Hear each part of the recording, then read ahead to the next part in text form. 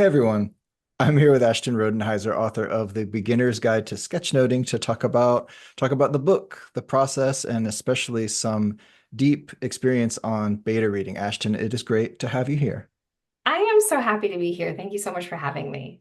Yeah, let's go right into it because I know after this call you have to go teach a session to teach sketchnoting. So I Yeah. won't keep you into that. Let's just go ahead and talk about the book. Um, Tell us about a little bit about you and how did you decide to write a book? What's the book about? Although I think the title sort of Mhm. indicates that. Yeah, so I have been a professional sketchnoter or live illustrator, however you'd like to call it, for 10 years now. And several years into my work, I would show up literally with, paper on a wall with big markers, drawing out conversations and like meetings and conferences and strategic planning. Basically, wherever anyone's having a conversation or trying to learn something, like you would find me there, drawing it out in real time. And oftentimes I would have people come up to me and say, I wish you could come to every meeting. I wish I could learn how to do this. And when I started my journey, I didn't actually really know how to draw. So I had to learn a lot of the skills, just like anybody else starting a brand new skill. And so I would actually get kind of frustrated when people would come up to me and say these things because I would say, well, you could learn it. And they're like, oh, no, I could never. And I'm like, but you could, though. And it's not rocket science, and it's not for people who have art experience. It's not for those creative people over there. It's for anybody who wants to use a form of visual note taking called sketchnoting or visual note taking, where you take information, you add visuals to it, which is how a majority of people sort of think in pictures. So it's like our default way of thinking into our note taking to help us focus and learn and retain information. So I really wanted to put something together after everybody sort of saying these things all these years. And I wanted to sort of shift up my business model a little bit instead of just always being the illustrator that would show up at things. What would this look like to kind of take my experience and shift that Mhm. into more of a teaching role? And what would that look like? Because I'm like, I could see myself getting burnt out eventually of doing this. So why don't I diversify a little bit so I can still do what I really love, but also educate others on how they can do it for themselves too. So yeah. Yes, and relatable. And so the book is here. I have it. It's fantastic. Yay. And I'm curious, you read Write Useful Books before you started writing this book. Is that correct? Yes, I literally think I went to Amazon and was like, how to write a nonfiction book. And I feel like it probably was an ad, to be honest with you. And I Hmm. saw it and I was like, that looks like something I should read. I ordered it right away. I got it. I read it on a Saturday and I started writing my book like the following week. Love it. Okay. Yeah. So I'm an scoping. action taker. I am an action taker. I think once I sort of decide to do something, I'm going to do it. And I felt like the book really kind of gave me a blueprint to follow that felt aligned with how I wanted to write a book. And one of the big things that came from me reading that book was giving myself permission to write a book that made sense for me and for the people who'd be reading it. And one of the biggest learnings was that from like, I always had a lot of problems with nonfiction because it was so front loaded with theory. And I Mhm. think in the back of my mind, I didn't want to do that. I wanted it to be really practical. But once I read Write Useful Books, I was like, this is what my problem was. This is what I was stuck on, feeling like I had to write nonfiction in the way that I consume them, which can be quite frustrating. You get to the good stuff at the end, if at all. And I didn't want to Yeah. write an ideas book. I wanted to write something that people could, at the end of this book, they're like, I have the skills. I can go and do this right away. And I think it just kind of broke through some of those blocks for me that gave me the permission to be able to write it in the way that I had envisioned without having the actual words. It's like I knew I would had a block, but I didn't know Mhm. what it was, and that's what it was at the end of Yeah. the day. Permission not to write 12 chapters on the history of sketchnoting and the invention of Exactly. pen and paper and yeah, and just get into it. Exactly. Yeah. And Yes. it does. Yeah. Yeah. So between reading Write Useful Books on a Saturday and then starting your book the next day. Did you make any decisions about scoping around who the book isn't for beyond just committing to writing a practical book? Yeah, so I think one of the things that I didn't follow, and I followed most of the advice in the book, but the one thing that I didn't follow really well was scoping out the chapter titles, sending those out to people, getting feedback. I didn't really follow that advice. I think Mhm. I had enough in the back of my mind of how I wanted to communicate it. And I had been teaching workshops for a long time. So I knew what resonated with people who are beginners. So I kind of just started writing it. I kind of outlined the chapters and then I just started writing it over the course of like a week or two. Like it was pretty quickly.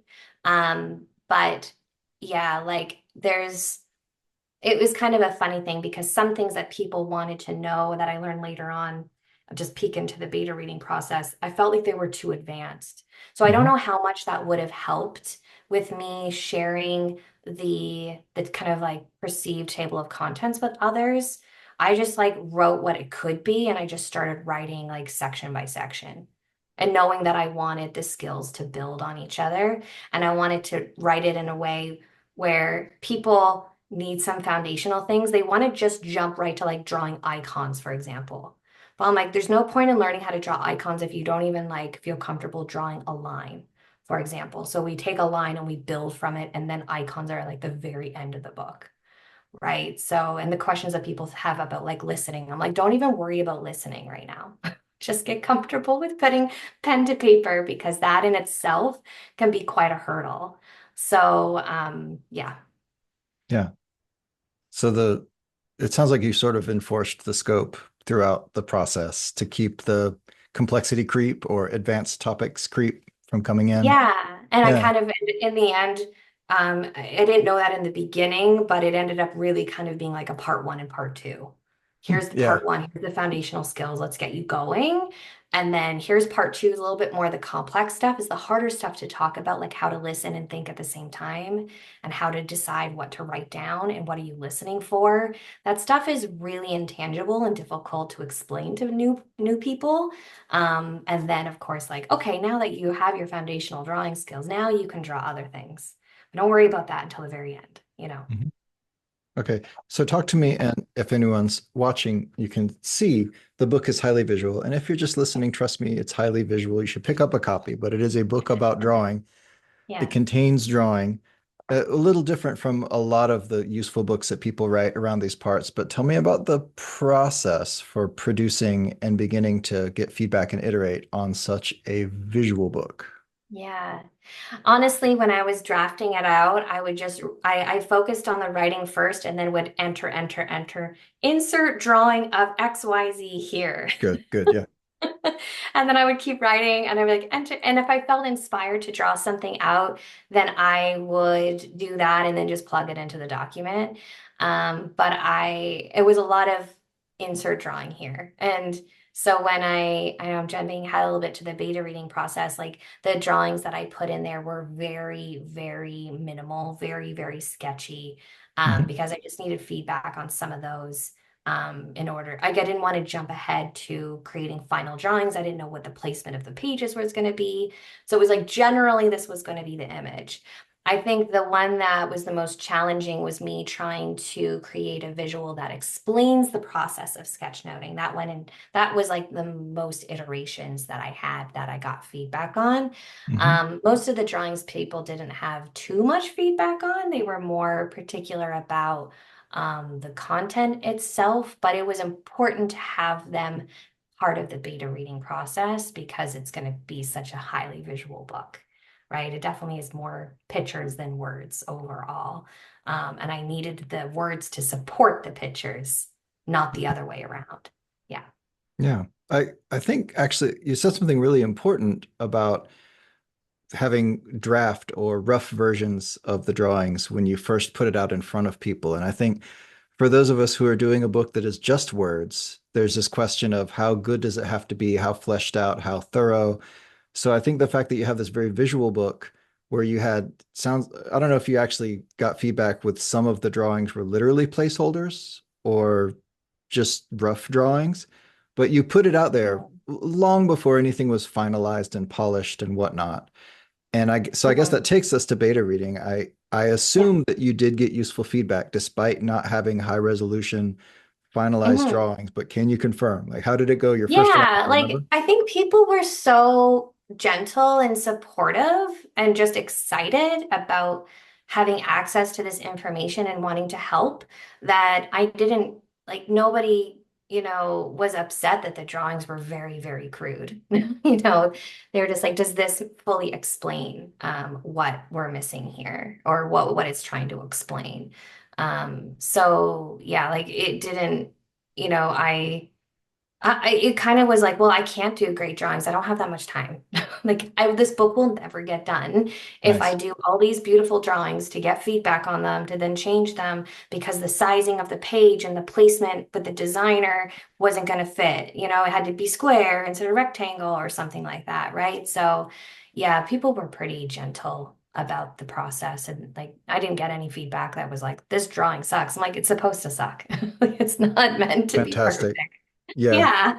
it's so important. I beg anybody watching, listening to take that to heart and just think about the words version of these rough Mhm. drawings that are clearly not perfect because you don't have time, because you don't know what's going to fit yet. So it Yeah, sounds like you entered into beta reading early enough. You didn't wait forever. You didn't try to perfect it. And I also, if I absolutely not. recall, you did many, many rounds of beta reading. Can you just Mhm. talk me through beta reading, the beginner's guide to Absolutely. sketchnoting? I'm having a hard time remembering all the details, and You maybe we did a can take lot. a post in the community to see if I told the truth or not. But I say that I did three and a half, and I'll talk about the half for a second in a minute. But I did 3 rounds. Now, I will I will preface this by saying I did not have a published date.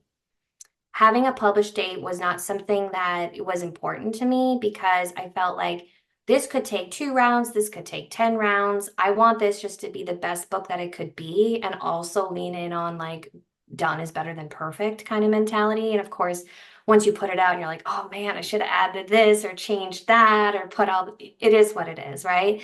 And so, once I had done, like the first round was the biggest, that was the biggest amount of feedback. And then second was, and it just kind of got less and less. And I ended up with lesser beta readers, but I was less concerned about it. I did Mhm. ask some people that were very great in their feedback. I asked them to come back for multiple versions, but also mostly asked new people to come in. And I can't remember my numbers, but I don't know, it was significant. I think it was like around 80 to 100 within the 3 rounds. Now the half round, there was one chapter I just wasn't loving. I just wasn't sitting well with me. And it was a pretty important one. It was how to draw containers and why to draw containers. And something about it wasn't sitting well with me. So I ended up starting completely rewriting that chapter, which felt pretty risky at the time because it's right in the middle of like learning how to draw stuff. So, but I just wasn't Mhm. loving how it was explained and the different uses because it's not just about here, draw this thing. It's like, well, here, draw this thing, and this is why and how you draw this thing when you're sketchnoting, right? So I completely was like, I'm not even going to try to salvage this chapter. I'm going to just start fresh. And if I end up bringing in other pieces, then I will. I didn't try to edit it. So the half round was honestly just that chapter. And I sent it out to a select few people and got feedback on just that chapter. And that was like, I was already in the design phase, putting the book together when I Mhm. decided to rewrite that chapter. But I just knew that I needed to take the time to do that because it just didn't sit right well with me. So yeah, I think the amount of feedback I got was really helpful, and there were actually some big pieces that I was missing on the second half of the book that were really important that I would have clued in eventually, but maybe I wouldn't have. Like, and the Yeah. things that you thought were very basic, because this is a beginner's guide. people had questions about. And I'm like, oh, okay. Like I have to really handhold. Like I knew I had to handhold people, but I have to really handhold people. Like they don't even know what I think is like common sense kind of stuff. So that was a good lesson for me in terms of writing a book for beginners. Like you can't take in any assumptions around what is common sense at Mhm. all. So 80-ish total readers across three and a half versions of the book. And I think you said the first round had the most feedback, the Yeah. most readers. Yeah. If it's been a minute, but if you can travel back in time to that first round, it sounds a little could be overwhelming, a little chaotic to get so much Yeah. feedback on the first draft of a book. Can you talk about Yeah. how you process that feedback? Yeah, so I think the number 1500 keeps coming up. I think I had over all the rounds, I think I had like 1500, and a lot of Oh, that was in the wow. first round. Like, Yeah. so that's like, oh, it's anything from there's a sweeping piece of information here, or I don't agree with this, to like, you forgot a comma here, right? Like, Yeah. even though I told people, please do not comment on the commas or the exclamation points or the the you are or your, like, please, that will all get done, but they didn't listen to that, right? So I certainly got a lot of those as well. But I think one thing that I did that I'm very grateful and for in the end was I brought an editor in really, really early on, like when I was still in draft one, and we put it into the platform, and she actually helped me go through all the comments. So we had a meeting after each round and we would go through the high level comments. But honestly, I just kind of stepped back from some of the comments and I let her handle them. And that might feel really risky for a lot of people, but I knew that this book will never get done if I just end up like stressed about every single little comment. So Mhm. she would basically go, we would have a meeting to kind of review a few of the high level things, and then she'd go away and make a list. And she wouldn't tell me about if someone said I forgot a comma or they had a snarky comment. I didn't even know about, I honestly didn't even Got look. it. Yeah. Oh, I'm like, I don't even want to know if someone said something a bit weird that would annoy me or make me roll my eyes. So she would kind of collate some of the bigger ideas, and then we would have a meeting about that. Be like, okay, we got a lot of feedback on this section, and people were asking questions about this. Do we need to add something? How do we change it? Does this actually need to go in the beginning of the chapter instead of at the end of the chapter? Like, how do these things build upon each other? And I loved her also for the fact she would really challenge me. She wasn't just like, "Oh, well, Ashton is saying she wants it this way, we're going to do it the way Ashton wants it." So, because she got a copy of Write Useful Books, she read it, she understood the philosophy, and that I where I was trying to go with this. And she was great from that perspective of being like, I know you said this, Ashton, but what about this? What about that? And I didn't know that I needed that until I had it. And I was very, very, very grateful for it because it allowed me to have someone who understood the goal I was trying to reach, but wasn't gonna like placate to like because I'm the boss or whatever, and like trying to make sure that I'm happy, and that she really kind of challenged me on a couple of things. So that was really I feel very blessed to be able to have that as part of the process and bringing her early in and actually helping me with all this stuff and not just giving an editor a manuscript and be like, have fun. Right. So she was really, really embedded in the process. Like she's not just an editor. She's like whatever the other, she's got a fancier title than that, I feel, because she really helped me um really scope it out while writing it at the same time. Yeah. Yeah. Fantastic. If she's open to it, we'll include maybe her name and contact information. Absolutely. Okay, Yeah. but I do think a beta reading aware and friendly editor is Yes. quite a prize to encounter. And Yeah. it sounds like she did for you what a lot of us, I guess, have to do for ourselves, and it's hard, Mhm. is to It's sift hard. through all of the sentence level feedback, which has its place, and focus on the higher level structural this whole passage is confusing. This Yeah, chapter seems like it's in the wrong place. Nobody's reading this. The stuff that you can fix relatively quickly yeah, and focus in on that. So the fact that she just brought you that stuff to make decisions about and spared yeah, you all the noise, that yeah. that makes sense. Because I remember you mentioning how many reactions and how many readers you had, and I thought, I don't know what I'd do. I think that would destroy me. So now I know. Okay. I know. Yeah. And we talked about it, and because she was really wanted to make this a great engagement for her as well, she invested the time to read the book and understand where I was coming from. Whereas if, you just have someone who doesn't understand the philosophy that you're trying to follow and that you really appreciate, then that would be more challenging. So we had, was pretty transparent with each other about what that engagement could look like. And that, I would love to have somebody challenge me on things, right? It wasn't like, well, I'm going to challenge you. Like we had a really like interesting conversation about it ahead of time, so we knew kind of what we were both potentially getting into. And she had never done anything like this. She's been an editor for a long time, but she'd never done anything quite like this before. So it was a learning curve for her as well. Yeah. Yeah. I wonder if you can recall any of the specific changes that came about through the beta reading process. You mentioned realizing that people had questions, that you had to put more basic material than you realized, explain Mhm. concepts that you thought were obvious.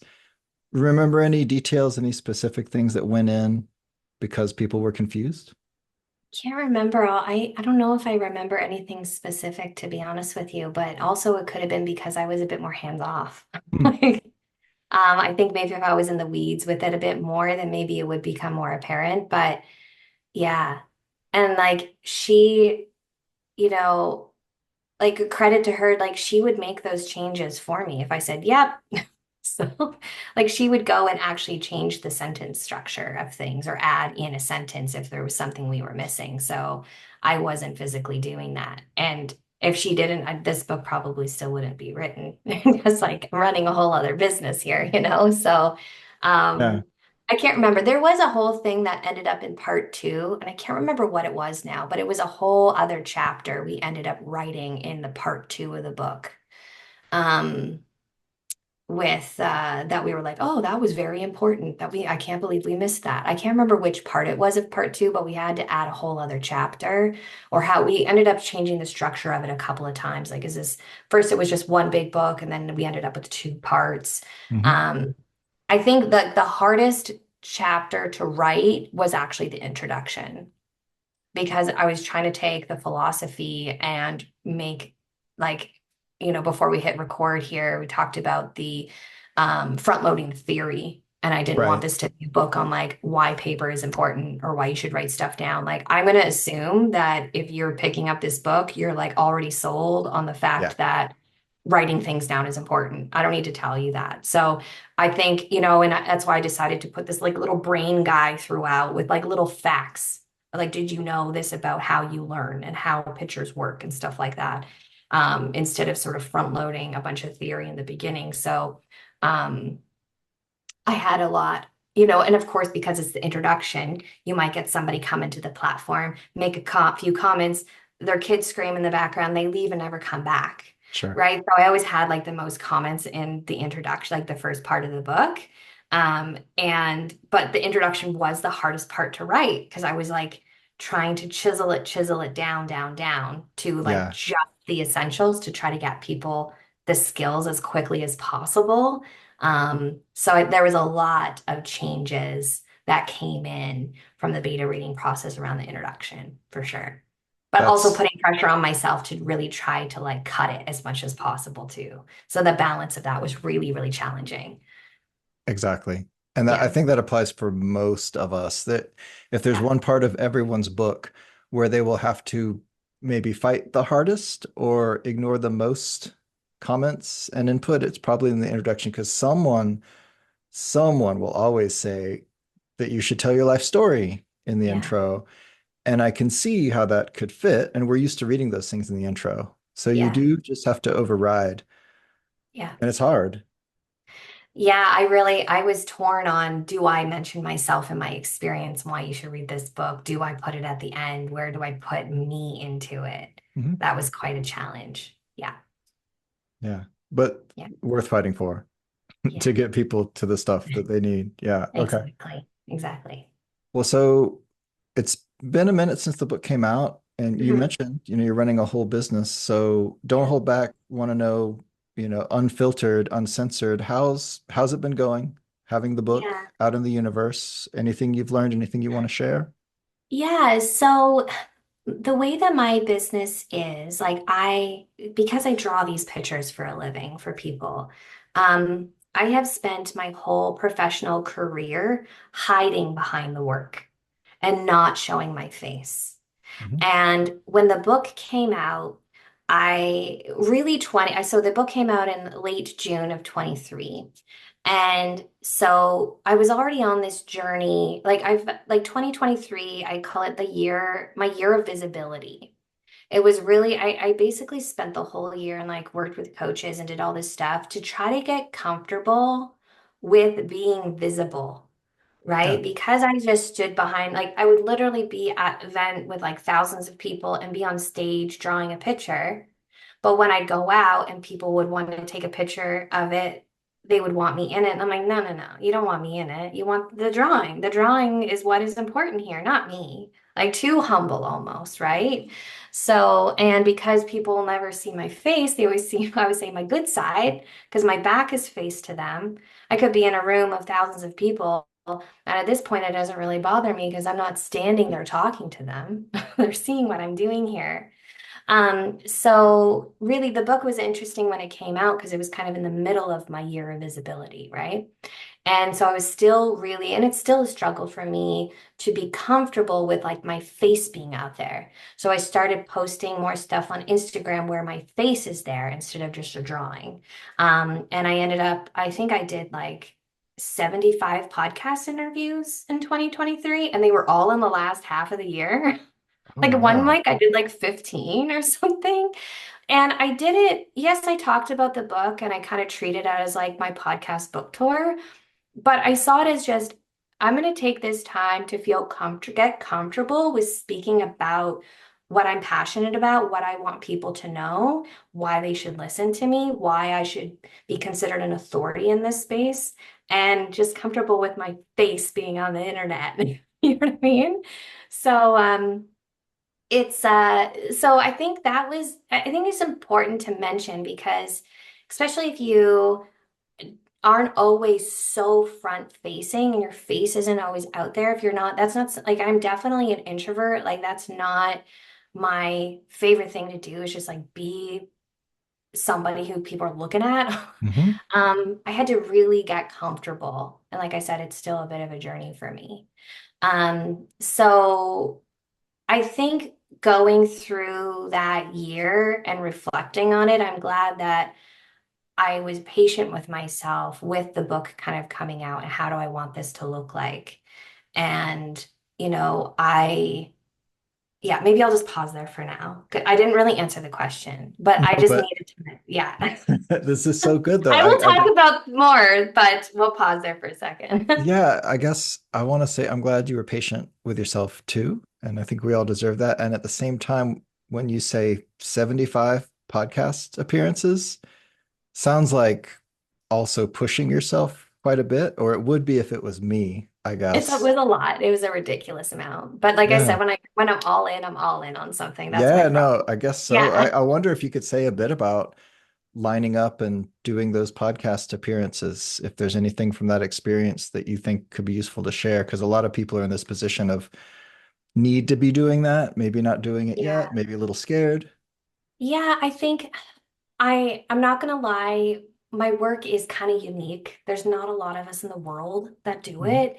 As a professional and then now as an educator, it is very, so when someone gets a request, 99% of the time they've never had someone like me on their podcast Yeah. before.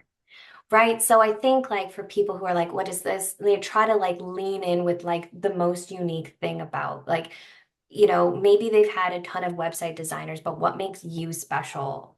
Right. Like, what's the thing? Like, Hmm. well, we've never had a website designer that was like that before. Yeah. Right. So luckily my reply rate was very high. Like most people, would be like, yes, please be on our podcast. And I'd be on any of them. One that I was on tons that they're like, I was literally episode number 2. And I'm like, I don't care. I Mm, don't care. This is all experience for me. And, I did join Podmatch, and I think I learned about Podmatch through Write Useful Books. And I ended up even one month, I was one of the top 10 people on their leaderboard or I whatever, because bet. one of the months that I went crazy, like last November or something like that. And Matchmaker, but I like Podmatch better. And yeah, just joining podcast groups on Facebook and stuff like that. I do have a part-time employee and she helped me manage everything. So if I had to like Mhm. apply, like if I had to fill out a form, she would help me do that. Because that was a lot of work too. She's like not just saying yes, but then you have to give them your headshot and you have to send them all your links and you have to do all the things. And so that ended up being quite a bit. So we had a little Google sheet with all the things and all the dates and when the podcast was coming out and did we promote it and where did we promote it? And it was like a lot. It was a lot. We would give people coupon codes for the book. So like, okay, they got this coupon, they have a coupon code for their podcast. Did we give it to them? Did we not? Yeah. So it was a lot of that kind of stuff there for a while, but which was a lot of work, but I saw it as, I like to treat everything like an experiment, and I just saw it as this contribution to me trying to get more comfortable so that when I get asked to be on the Write Useful Books podcast, I'm like, yeah, cool, I can do that because I'm used to talking about myself now. Whereas like even this time, maybe last year, I would have maybe been in the thick of my podcast time, but it was still hard for me. Hmm. So yeah, I think it's like, hey, do you want to do it? And if you do it, you'll find it will work out and just kind of treat it like an experiment. Yeah. Yeah. Well, on that note, I guess, curious your analysis as we sit here today in late 2024, the book writing and publishing and promoting experiment, sort of any final assessment and or kind of what's next? Like, what are you up to now? What do you see yourself doing in the Mhm. near future?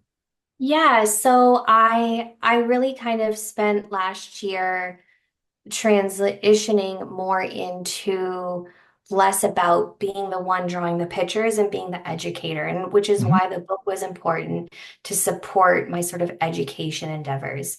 Now, the hands-on drawing work is still my bread and butter for sure.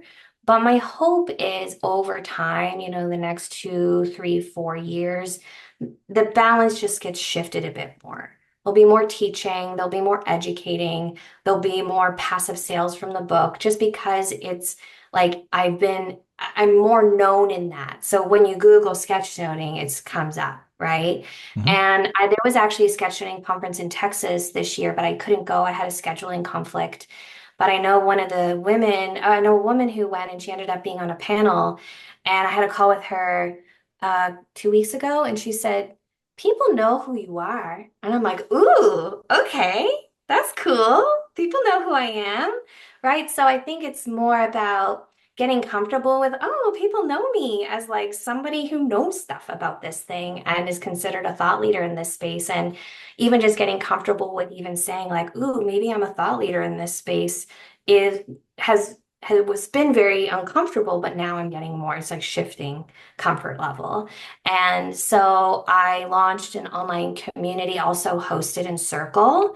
And I'm just, there's a free part of it, there's a paid part of it. Free for people who want to just meet sketchnoters from around the world, and the paid for people who are like, I really want to accelerate my learning. They get hands-on Hmm. support from me. We have office hours, we have workshops, we do doodle jams. It's just like fun, you know? You want to like come and draw and hang out with people and just have a good time.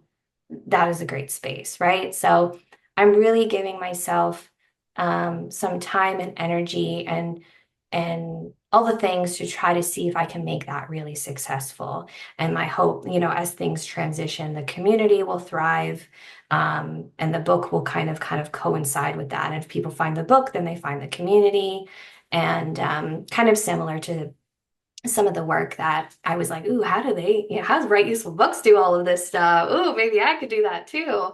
Sure. And I love how, like, at the end of the day, I feel like I am people's cheerleader. And I love being one-on-one or in a group and teaching. And, I have created some sort of evergreen courses and things within the platform. But I know it takes more time and energy, but I love showing up on a call and drawing with people and answering their questions and talking through. Sometimes people will use this skill in their workplace or in their meetings, and they're starting to facilitate things. So, how can I support them, with their actual projects that they're struggling with or what have you? So, I love being able to really be hands-on with people. And, like after I hop off here, I'm going and teaching a workshop online. So more Hmm. of those types of opportunities as well, that I hope will just become a little bit more organic as I just kind of put myself out there more, playing the long game. So when people look up sketchnoting, they're like, Ashton's sort of top of mind, right? Yeah. Fantastic. Okay. Well, Yeah. we'll, of course, link out to your book and to the community and everything else relevant when this goes up live. Any final words or invitation for where people should come and find you if they want to hear more about what you're up to? Yeah, so Sketchnote School is all things sketchnoting. So Sketchnote School on YouTube, Instagram. I actually ended up taking my business name is Mind's Eye Creative, but I've sort of let go a lot of my social stuff and sort of transitioned it over to Sketchnote School. So there's lots of educational things on YouTube and Instagram and sketchnoteschool.com. You can join the community on there, free or paid. There's lots of opportunities. We're always like, I like to host. I have like like a little 10-minute video that you can hop into that you can find out about on the website, like draw your first sketch note. And it takes a lot of takes the book and just sort of like condenses it down to like like a 10-minute video. Hmm. And the book was really helpful. I guess maybe I'll just mention this too. The book was helpful for me in doing the community at the same time because it really challenged me and it made me basically memorize my process. It's Hmm. like I knew I had a process, but every time I taught it, I taught a little differently. But now, like the workshop I have to teach in 8 minutes from now, I don't even have to prepare for it anymore. Like I'm going to teach an hour and I know I'm not even going to say all the things that I would have liked to say because I know my process, because I've wrote the book and I've got it all in my head and I can just say it out loud. So I think that has been one of the really, regardless of what happens with the book, even just getting the system in my mind that I've thought about, that I've workshopped with others that works, has been really, really helpful. So all things Sketchnote School. That's where you can find me. Yes. Yeah. Thank you so much for your time. This was fun. I appreciate it. No problem. Thanks so much for having me.